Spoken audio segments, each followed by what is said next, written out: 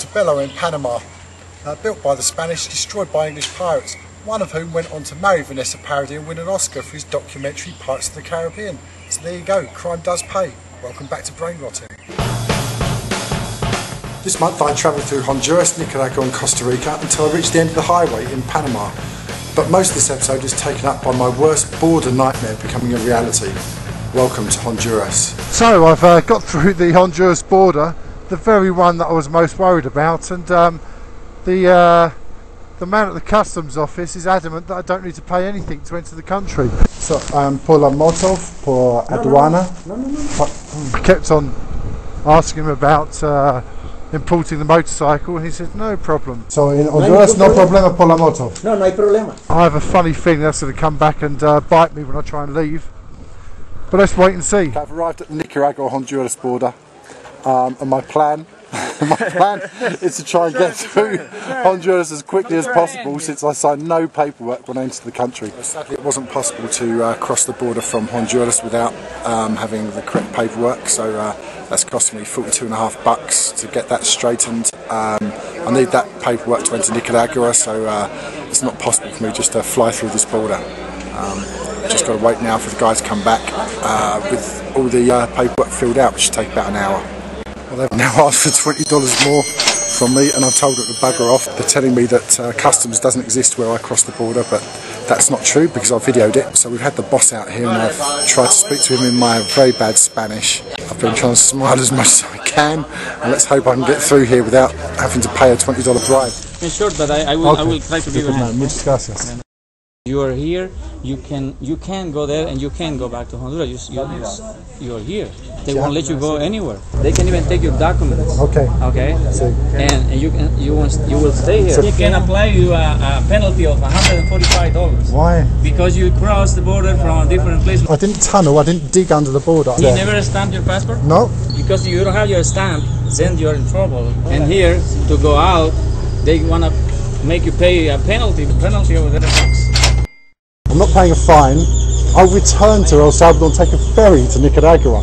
Okay. I'm not paying $300. Oh, yeah. The best thing you can do is pay the $300 and leave. No.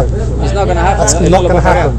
I will stay here. Yeah. I will not pay $300. You are joking. He's just recommending you that the best thing to do is pay the $300. I'm not paying $300. He's not going to pay.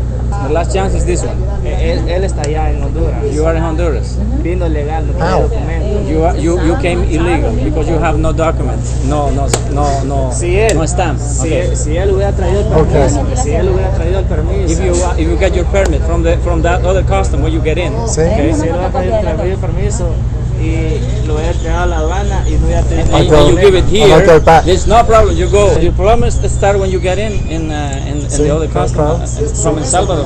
They can let you go back to El Salvador. See? And according to them, you will pay Okay. $1,000. She's telling me that in order to give you a permit to go back into Honduras, you have to stay 72 hours outside of Honduras. $253. No. And then you're free to go to Nicaragua. According to them, you have to end up paying $253. Otherwise, you can leave not to Honduras, not to El Salvador, not to Nicaragua. She's saying that you can go back the same way you came in at your own risk. Okay, it's no problem. At your own risk. If the police stop you, okay, then you show the papers, Claro. and then No problem. Sí. if they let you go, if they throw you in jail, whatever, No problem. you're going at your own Claro. risk. Okay? Entiendo. ¿Me entiendes? Excellent. Gracias. They are saying that you're free to go to Nicaragua. See? Take your motorcycle, go to Nicaragua. I'm free to go? They are letting you go, okay? But you might pay some stuff over there to get into Nicaragua. No. What a headache that was. Honduras customs, I guess I knew this anyway, once they let me come into no man's land, wouldn't let me leave. They first of all wanted, I think they asked for a bribe and I refused. Then it turned into a fine of $250. And then a threat of a possible $1,000 fine. Thankfully people were stepping in to help. I've eventually left for free, but with a big headache. Oh, hello, I think I have a man behind me. Well, it's not a good day today. I've arrived in Nicaragua. I've just endured the extortion of the Honduras border, so I'm not in a good mood. I've just had a shower, can see. But unfortunately that leads me to this month's toilet of the month. Now, any of you who have travelled will have recognised this contraption. This is how we get hot water showers. Literally, as you can see, the head of the shower is wired up here to the electricity supply that runs to the wall here. Now we have a problem with this shower, it heats up the water. Hopefully if we look on the wall, you can see that we have some running water coming out. And right next to that is, yeah, you guessed it, electricity. What you might also notice here is the height of the shower and the height of me. I tried to wash my hair and my head made the mistake of touching the shower head. And I just had electric shock to the scalp. This month's toilet of the month.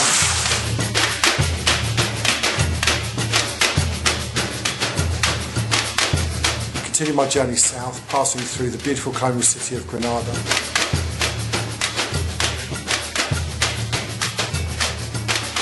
A short distance after that, I had another run-in with officials, this time the police, as they tried their best to extract a bribe from me. In Costa Rica, riding around Laguna de Arenal was stunning.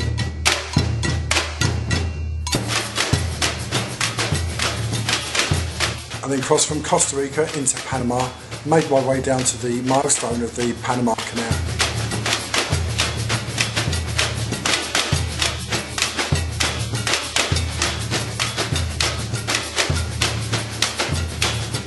I continued down the Pan American Highway until the road ran out in the town of Rivas.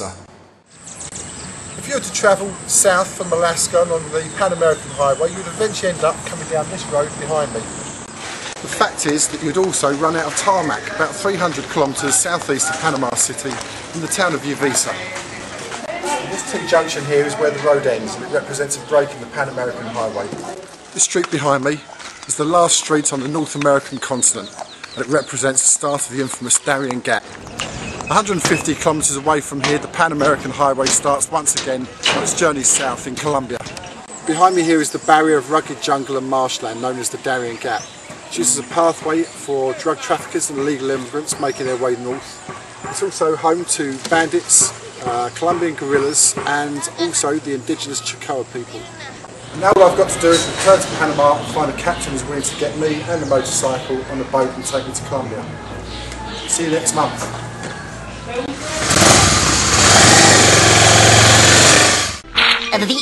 That's all, folks.